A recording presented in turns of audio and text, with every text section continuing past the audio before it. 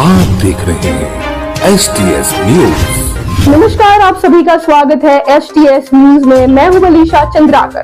तो चलिए देखते हैं आज की खास खबर। केलेल्या विकास कामासंदर्भात तुम्ही त्या ठिकाणी जाहीर कार्यक्रमातून वाच्यता करता, परंतु आज आपण रद्द केलं, नक्की काय सांगा? बघा 4 वाजता स्टेट इलेक्शन कमिशननी आपली प्रेस कॉन्फरन्सची अनाउन्समेंट केली आहे। साधारण जेव्हा स्टेट इलेक्शन कमिशन प्रेस कॉन्फरन्सची अनाउन्समेंट करते तिथून आचारसंहिता लागते।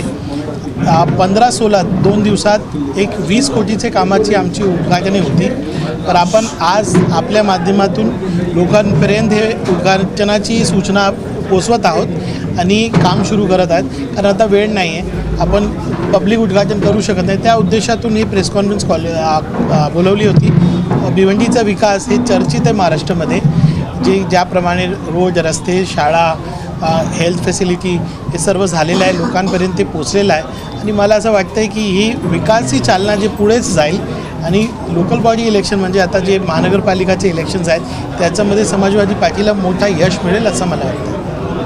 आज जो काही भिवंडी शहरातील रस्ता रुंदी करण्याची कामं सुरू आहेत, त्या संदर्भात बरीचशी ओरड केली जाते, त्यामध्ये आपल्याच सुद्धा दोषी ठरवलं जाते की आपण बिल्डरांच्या हितासाठी त्या ठिकाणी त्या रुंदीकरणाला परवानगी देतात, त्याच्या पाठिंबा करतात। बघा, जे लोकांचं रुंदीकरण होते आणि ते बाधित होतात त्यांची भावना असतात, ते आम्ही समजू शकतो आणि हे राजकारण असं चालतं आहे कारण लोकल बॉडी इलेक्शन आहेत। आज त्यांना मुबादला देणं ते प्रामुख्याचा विषय आहे।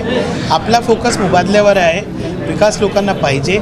जे काय आरोप प्रत्यारोप होतात लोकांना पण माहिती आहे त्याच्यामध्ये काही तथ्य नाही आहे। एवढा मोठा मेट्रोचा प्रकल्प आहे, त्यासाठी सगळं होतो आहे। सन्मान्य मुख्यमंत्रींनी यांना बोलवून नागपूरमध्ये समज काढण्याची प्रयत्न केली की हे कुणाचाही बोलण्यावर होत नाही आहे, शासन हे रुंदीकरण करत आहे। सन्मान्य मुख्यमंत्रींनी सांगितलं, आता मुख्यमंत्री काय रईस शेखचं बोलण्यावर चालणार आहेत? नाही। तर हे उद्देश त्याचा डेव्हलपमेंट आहे, पण एक लोकप्रतिनिधीच्या नात्याने आपल्या लोकांना सर्वात जास्त मुबाला कशा मिळेल त्याचा प्रयत्न आपल्याला राहील। काय नक्की तुम्ही त्याच्यासाठी प्रयत्न करणार लोकांना? बघा, 3 मीटिंग आपण सन्मान्य मुख्यमंत्री, सन्मान्य उपमुख्यमंत्री, MMRDA, भिवंडी कमिशनर त्यांच्या सर्वांसोबत घेतलेली आहे। आणि आता आजच आयुक्तांनी मला एक प्रस्ताव दिलेला आहे की एक मार्केट त्यांच्यासाठी बनवणार आहेत ते लोक, त्याच्यामध्ये रिझर्वेशन देणार आहे। प्रधानमंत्री आवास योजनेमध्ये रिझर्वेशन देणार आहे। त्या पुढे जाऊन मला असं वाटतं की MMRDAनी पण त्यांना मुबादला द्यावा। ते एक प्रस्ताव आलेला आहे, ते मी वाचतो आणि तुम्हाला सांगतो। आपला प्रयत्न राहील की लोकांना न्याय मिळेल। थँक्यू।